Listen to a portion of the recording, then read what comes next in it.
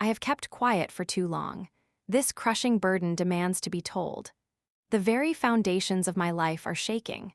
My once unbreakable bond with Nate, my husband, is under siege, not just from within, but from those closest to me. We've been together for 10 years, married for 4. These last few have been brutally difficult. Everyone I hold dear, my entire family, whispers and insists I should divorce him, severing ties I thought sacred. Nate and I met when I was just 14, he 15. We were inseparable, best friends sharing every secret, every dream. Our connection deepened, blossoming into romance by high school's end. Our relationship, for so long, felt perfect. He treated me with unwavering respect, our days filled with spontaneous dates, thoughtful gifts, and countless cherished vacations. Our love was boundless, a haven of happiness. Yet our engagement brought a tremor of discord. We navigated those rough waters with countless nights of raw, honest discussion, believing we'd conquered every obstacle together. But fate, it seems, had a cruel twist in store. The last couple of years have been a relentless, agonizing struggle. Nate lost his job in 2022, a devastating blow that began to fray the edges of our once vibrant tapestry. I fear it's the start of an unraveling, a descent into something I never truly anticipated, something that might validate their urgent demands, sealing our ultimate fate. Our shared life, once balanced, abruptly veered onto a collision course. My husband has since faced a relentless, agonizing struggle to keep any job. He now frequently relies on temporary agencies, desperately filling barren periods between positions. Yet his unwavering dedication to pay our essential bills meant, for a time, I never saw this as an insurmountable problem, always trusting his next endeavor. However, a profound, gnawing doubt now festers within me. He invariably blames his employers for every dismissal. But I find it increasingly difficult to believe that roughly 15 different companies, since 2022, could genuinely be the source of the problem. Perhaps a few were unsuitable, but certainly not every single one, not without him sharing responsibility. Any time I cautiously attempt to discuss this escalating pattern, he dismisses my anxieties, firmly telling me not to worry, assuring me he'll always find another new job. I've tried to retreat, staying out of it, letting him grapple and figure it out alone. The heartbreaking consequence of his professional instability, we rarely ever go out anymore. Our once vibrant social life withered. I could easily pay for our outings, but he vulnerably expressed my constant contributions make him feel profoundly inadequate, a deep wound to his pride. Now, our celebrations are starkly limited to birthdays and our anniversary. That is the extent of our shared joy. I've genuinely striven to remain accepting, understanding we navigate a difficult, shared challenge. Yet my family, ever present, tends to make me feel worse. I am exceptionally close, and they love to insert their unsolicited, piercing opinions into every aspect of my life. Their constant probing, judgmental glances, and endless questions about his employment or our curtailed existence amplify my inner turmoil, leaving me suspended in quiet despair. Unsure of our future, I've endured their unsolicited critiques, piercing observations dissecting my life, my marriage, for far too long. The constant scrutiny, a subtle hum at first, has swelled into a relentless roar I can no longer ignore. My family simply loves to comment. They delight in noting his lack of gifts, his dwindling compliments, and his rare attendance at family gatherings. Each word is a tiny, insidious cut to my very soul. To silence their relentless chatter, I've resorted to desperate, exhausting lies. I fabricate elaborate tales of gifts, books, jewelry, electronics, all truly mine, yet attributed to him. If he's absent, I state he's at work, a convenient, dishonest excuse to quell their incessant, probing questions. The whispers escalated, becoming outright pronouncements, especially after last year's car trouble. That's when the divorce comments truly began to bite, a cruel and persistent prediction that chilled me to the bone. My trusty 2010 car, a steadfast companion, betrayed me utterly. Its engine simply died. 4 agonizing months remained on its loan, and new car interest rates were absolutely crippling. With a substantial portion of our household bills resting squarely on my shoulders, replacing it felt utterly impossible, a crushing burden. I consulted mechanics, desperate for any solution. No payment plans were offered, and the lowest estimate to mend its broken heart was a staggering $9,000. It felt like a lost cause, a heavy weight crushing my spirit, leaving my future agonizingly uncertain.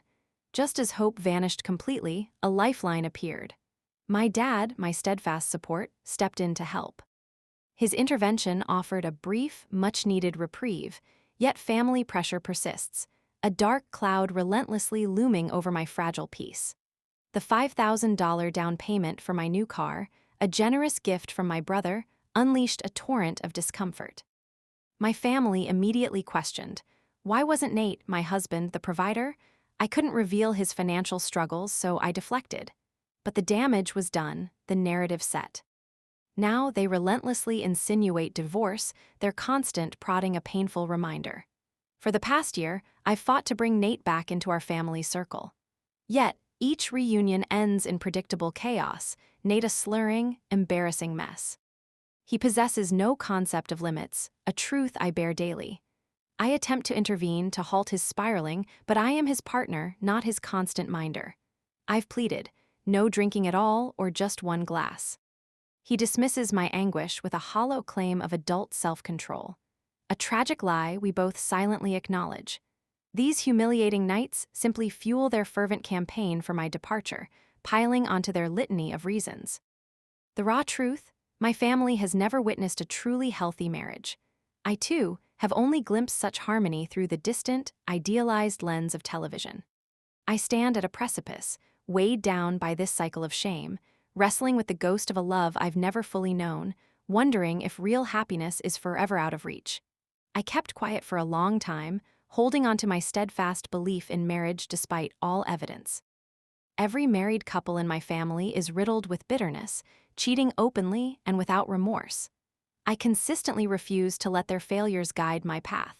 For me, marriage was a sacred vow, a commitment to weather every storm together, not a ship to abandon at the first sign of rough seas.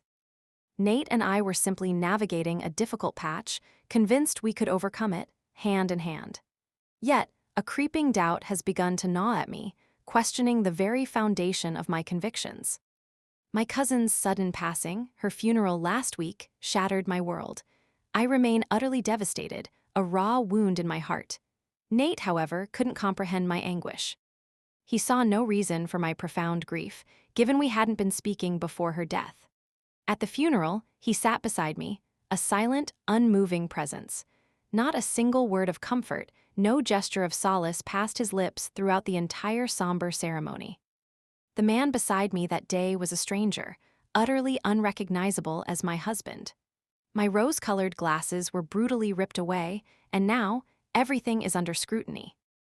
I'm consumed by the chilling realization that my family's cynical view of marriage may have been prescient, and I, tragically, too naive to see it. I can no longer ignore this stark truth. I avoid speaking to them about it, for their verdict is already clear, a chorus of judgment I can no longer fully bear. A profound loneliness has settled over me, a heavy shroud woven from fear, from despair. Where do I even go from this desolate point? My husband's professional life has become a tragic, revolving door of failures. He simply cannot keep a job. My family, relentless in their counsel, urges me to sever ties, to abandon him. And now, their harsh words echo in my mind, planting insidious seeds of doubt, making me question everything. One comment, in particular, pierced me deeply. For 3 of our 4 married years, he's been a shadow of the husband I envisioned, a constant source of instability. Could this endless cycle of losing jobs, 15 distinct failures, stem from undiagnosed mental health issues? The thought haunts me. Perhaps an ultimatum is indeed necessary. He must seek professional help, an evaluation from a doctor or therapist, a confrontation with whatever unseen struggles consume him. And if our health insurance covers it, couples therapy feels like a desperate, vital step to bridge this widening chasm. I once believed in enduring marriage through the toughest times, yet my resolve is now dangerously frayed. Another offered a poignant suggestion: make a list of all the things that made me fall in love with him, to recall the man he once was. Then, to review that list, regardless of the reason. Have been haunted by a question that pierces my very soul. Is the man I fell in love with, the person I married, still truly here, beneath the surface? I try to mentally cross out everything that no longer exists from our vibrant early days, tallying the new, heavy burdens that now weigh us down, things utterly absent when we exchanged our vows. It's a cruel exercise, but I need to know if the beautiful connection we once shared has irrevocably vanished, leaving only a desolate shadow. This realization, that his former self might be gone, feels like a legitimate, terrifying reason to deeply consider leaving. I deeply suspect he's grappling with a crushing, relentless depression. My desperate attempts to engage him, to penetrate his silence, are always met with the same impenetrable, frustrating wall. Nothing is wrong, he insists, even as I see him struggling, feeling as if life has unfairly stacked every single card against him. I try my absolute, unwavering best to voice my own needs, to consistently check in, offering help, asking what he might truly require from me. Each time he simply assures me, everything is fine. It's a hollow, agonizing reassurance. Money, especially, is a volatile, painfully sensitive subject between us. He's explicitly told me it upsets him, often leading to bitter arguments, so I've learned to painstakingly sidestep it. I love him fiercely, profoundly, but I'm tormented by the gnawing fear that leaving him now would be akin to kicking a man already utterly, completely down. Before I joined my company in 2021, I tested us profoundly when I faced unemployment for 4 months. Through every rejected application, every unanswered call, my husband was my unwavering rock. He shielded me from the world's harshness, handling everything with a quiet strength. He picked up every piece I couldn't, and now the roles have starkly reversed. He faces an unseen battle. It's my turn to be his steadfast support, as he was mine. A chilling thought has taken root. Could he be battling a silent depression? His increasing reliance on alcohol only amplifies my fears, obscuring the vibrant man I once knew. Our family dynamic has always been complex, but this feels different, more urgent. It's clear that something fundamental needs to change, or we risk losing the foundation we built. The notion of divorce, a solution some might hastily suggest, I vehemently reject. It is a word that should only be whispered as a last, desperate resort, never casually offered as a facile escape. My heart tells me our path forward lies in counseling, a dedicated journey toward understanding and healing, not separation. I've already begun my own therapy journey, a step toward personal resilience, though we've only scratched the surface in a few sessions. I am committed. My deepest desire is for him to join me. Our marriage is in jeopardy, a fragile vessel I cannot steer alone. If he resists, I will continue solo, but I must make it unequivocally clear. Our future hinges on his participation. A newfound glimmer of hope emerged when I learned that our health insurance might cover couples counseling, a vital discovery that could pave the way for his agreement. This revelation fuels my determination. We will face this together, striving to reclaim the connection that once defined our lives. I will fight for us. I faced a hard truth. I wasn't doing enough to fix this. Couples counseling became a stark choice. Stay or go. I, for my part, have been sober for a long time. Most misunderstand alcoholism. Daily drinking is typical, but that's truly end stage. An alcoholic, I know, is someone who, once they start, simply cannot stop. Cutting down is no solution, only quitting is. But my husband, he'd have to want that deeply. He doesn't. I guarantee this addiction explains why he loses jobs. I hoped he'd wake up and be his old self. That ship has sailed, unless he wants to do the work. His drinking, not working, zero accountability for actions. It's a heavy burden. I can't imagine, and I know I don't want this life. The cruel reality, I have no control over his actions. His choices alone destroy my life. Financially, emotionally, everything. I even lie to my family, justifying staying. I know the answer, but if I truly want to feel I've done all I can, I must go to Mariag. I grapple with a difficult truth. I've been urged to seek counseling, to draw a definitive line. I must make it clear. Unless he stops drinking, unless he transforms into a positive presence in my life, not dragging me down, I am done. The conclusion, I'm told, will be the same. I already understand this painful reality.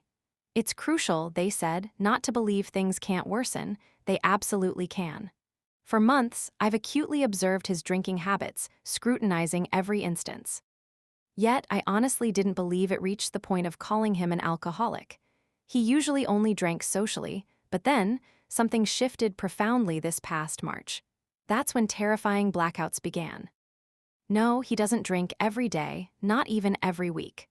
But over these last few months, the pattern is disturbingly consistent. The end result remains the same. He wakes up with no recollection of the night before, a dark void where memories should be. I have relatives who are alcoholics, but their struggle manifests as a daily, relentless consumption from waking to sleeping. This stark difference made me question my perceptions. I genuinely thought I would notice the unmistakable signs. Their words, pointing out that daily drinking isn't always the case, brought a strange clarity. I confess, I had been tormented by the fear of being paranoid, hounding him about it. A few people mentioned this is why he can't keep a job, and I'm beginning to see the truth in that. I find myself trapped in a spiral of uncertainty, unable to escape the crushing weight of my husband's struggles. The recent past feels like a blurred nightmare, and I suspect it explains why his troubles began. Despite this deep turmoil, I am absolutely resolved to speak with him soon, to implore him to actively seek professional help. It's now October 12, 2025, nearly 2 weeks since my last confession, and the relentless pressure from my family to divorce him has become truly unbearable. They insist I must finally break free. This is my very first update, and I pray I'm conveying my profound anguish effectively. So many questions flooded in, compelling me to address them directly to clarify the agonizing truth. Please forgive the unexpected length of my outpouring. First, let's discuss Nate's turbulent employment history. His departures from jobs were a bewildering mix of firings and resignations. More often than not, he was dismissed due to attendance issues, frequently citing debilitating headaches or sudden, inexplicable illness. Crucially, these absences seemed wholly unrelated to his later drinking. When he did quit, it was for various reasons, but a recurring theme was an intractable conflict with management, often feeling personally targeted. Second, the insidious grip of alcohol only truly began this past March. It isn't a daily or even weekly occurrence, yet my deepest terror stems from his terrifying blackouts whenever he does drink. While these terrifying episodes aren't exclusive to family gatherings, it's during these public events that his most mortifying and utterly humiliating actions typically unfold. The embarrassment is profound, utterly soul-crushing. His behavior becomes an unbearable spectacle, leaving me shattered and ashamed. The manner in which he addresses me, dismissive and cutting, has always been a deep wound. Our countless discussions invariably meet his unyielding resistance. I had been deeply entrenched in denial, refusing to recognize the problem's true scale, until the overwhelming chorus of comments on my original post brutally tore away that veil. I'd mentioned my family's history with alcoholism, a daily, pervasive struggle from dawn till dusk. His drinking patterns differed, leading me to dismiss my own fears as mere paranoia. I don't believe this directly caused his job losses, but its ugly truth became glaringly evident in their aftermath. Many believed my failure to defend him to my family explained his absence from gatherings. This truth, unmentioned before, is that I have defended him relentlessly. Their critical remarks are always whispered solely to me, never uttered in his presence. They don't overtly mistreat or isolate him. Rather, their judgments, aimed subtly at me, become a quiet, insidious poison. I never simply let them talk, but my efforts to counter their negativity inevitably spiral into exhaustive, circular debates, leaving me utterly depleted and emotionally bruised. What they say, however, I have never disclosed to him. My solo therapy journey is new, promising introspection, yet we've only just begun to probe the profound, intricate layers of my marriage. The pain was immense, a relentless ache that had been consuming me since the funeral. My next therapy session, a distant 2 weeks away, felt like an eternity, leaving me no choice but to seek solace elsewhere and make my initial post. I truly believe he is wrestling with his own demons, struggling mentally, but I am forced to accept the harsh reality. There is only so much I can do if he stubbornly insists he is fine. A question echoed in my mind from a previous discussion. If he is of sound mind, why do I refuse to believe his claims of well-being? I know this path too well. I battled depression for years, only realizing its insidious grip when I finally emerged from its shadows and reflected on that dark period. Perhaps I am projecting my own past onto him, but I fear he believes he is fine when, in truth, he is not. Many have asked what steps he is taking to mend our fractured life. The simple, devastating truth is nothing. We engage in countless conversations about our marriage where he earnestly promises to improve. And for a fleeting moment, he does. He makes an effort, things seem to brighten, and then, without warning, he simply stops. It's a cruel cycle, but a recent turning point emerged. I transformed my standard therapy session into an intense, 2-hour deep dive into the heart of my marriage, a double copy, a true testament to American healthcare. I confessed everything, sharing details of my original online post and the comments that resonated deeply within me. One particular my recent, emotionally charged therapy session was not a universal fix, yet it undeniably helped me confront some challenging realizations. We meticulously focused on a few core issues. Foremost among them was my distressing habit of consistently lying for him. In the beginning, I honestly didn't perceive a problem with the absence of romantic dates, thoughtful gifts, or even those comforting little gestures. But inevitably, over time, that complacency began to chip away at my spirit. I suppose the very moment I started fabricating stories to cover for him was precisely when I truly stopped being okay with our reality. Then came a statement that utterly shattered me. Your marriage not working out does not mean you have failed. Honestly, those words profoundly broke me. Out of all the comments, this one truly pierced my defenses. I had convinced myself that if I ever gave up, it would signify an ultimate failure. I didn't embark on marriage with the expectation of divorce. I genuinely believed I would be spending forever with him, and I've certainly been pouring every ounce of effort into keeping a clearly sinking ship afloat. My therapist, with sharp clarity, labeled me a people pleaser, and after everything we've meticulously discussed, yes, that assessment tragically tracks. Regarding Nate, he's navigating extremely thin ice at his current job, a predictably frustrating pattern. Even with the sword of Damocles hanging over him, he brazenly decided not to go to work one day last week, citing a vague, he had a Heatheye story, a testament to insidious betrayal, began with a headache. This was no hangover. I am 100% positive he hadn't been drinking the day before. I started work 2 hours earlier, oblivious to his absence, until I arrived home. He was still there.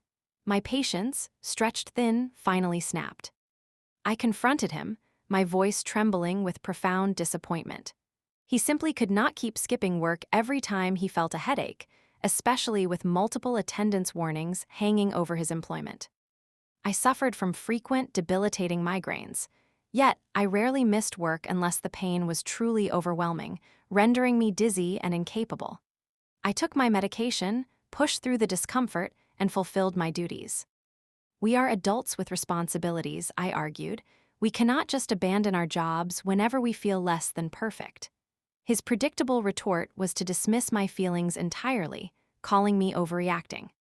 Of course he would see it that way, I countered, because I had always allowed him to do exactly as he pleased, without consequence. A flicker of doubt, a cruel whisper, momentarily questioned my resolve. Had I genuinely overreacted? Was his headache truly severe? Regardless, I needed to escape the suffocating tension. I left for my sister's house, desperate to cool off. There, my composure shattered. I broke down, sobbing uncontrollably, pouring out every painful detail, every raw emotion.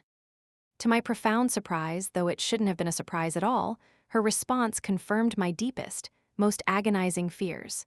She, and indeed everyone else in my life, had known something. They understood his deception, the insidious patterns I had blindly overlooked. This was no isolated incident. They all knew something worse was at play. A cold dread settled in my heart, solidifying the bitter truth, but there was a deeper, more painful truth I hadn't known until then. My brother and sister, in a profound act of love, had secretly been giving Nate money. It was for my birthday dates and our anniversaries, ever since he first lost his job, ensuring those moments didn't vanish. My sister even quietly covered his portion for 2 family vacations we had taken. I had almost given up on those trips, believing I couldn't possibly afford to pay for both of us, but my sister, keenly sensing my deep sadness, stepped in to help. They both saw how desperately I was trying to make our relationship work and were quietly doing everything to support me. I called my brother, insisting he come over too. I steeled myself for their inevitable "I told you so's," expecting them to rub salt into my open wounds, but instead, they were incredibly supportive. I ended up staying with my sister for a couple of nights, finding a brief respite, before returning home on Friday night. I knew I had to face him. I told Nate we needed to have a serious, life-altering conversation. I laid bare every raw, vulnerable feeling I harbored. I cried, openly begging him to commit to therapy. If not for us as a couple, then at least for himself, individually. He adamantly refused.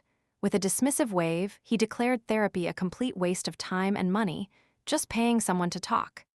He insisted, firmly, that we didn't need anyone. He believed our business could be managed entirely by ourselves. I told him with conviction that it couldn't. An outside, unbiased opinion might help us understand each other better, ultimately benefiting our future. He refused. His refusal felt absolute. He truly didn't grasp the profound impact this was having on me. I did, however, get him to open up a fraction about what plagued his mind. In short, a disturbing truth emerged. He felt the world owed him something.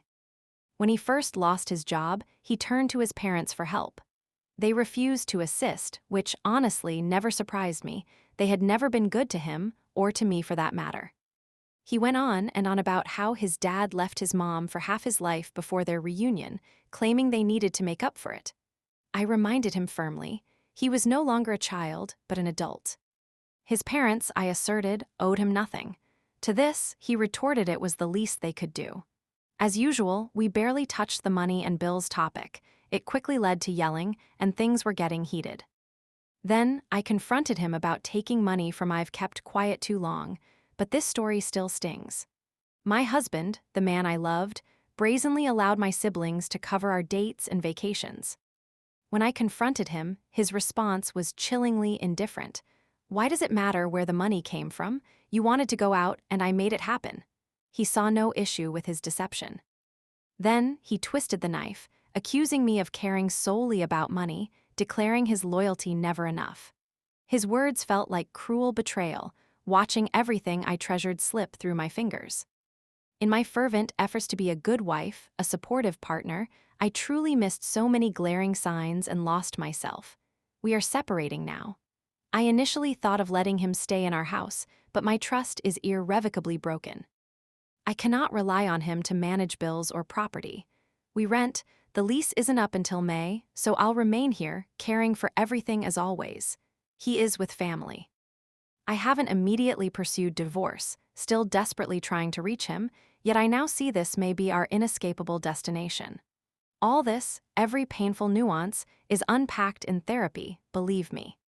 Despite his deceit and my shattered hopes, I confess, I still love him very much. A bitter truth I must now navigate alone. My heart aches. How I truly wish things were different. This unfolding personal drama, still vivid and raw, has carved deep into my very soul. I've separated from my husband, holding on to a sliver of hope that this distance might somehow inspire genuine change within him. I gave him until our lease expires to demonstrate commitment through his actions, not just words. But honestly, considering his abysmal track record, I'm not holding my breath.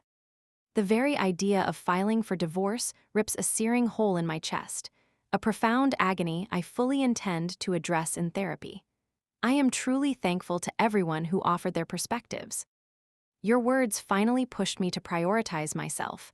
I had revealed my deepest feelings to my husband, laying bare every raw emotion.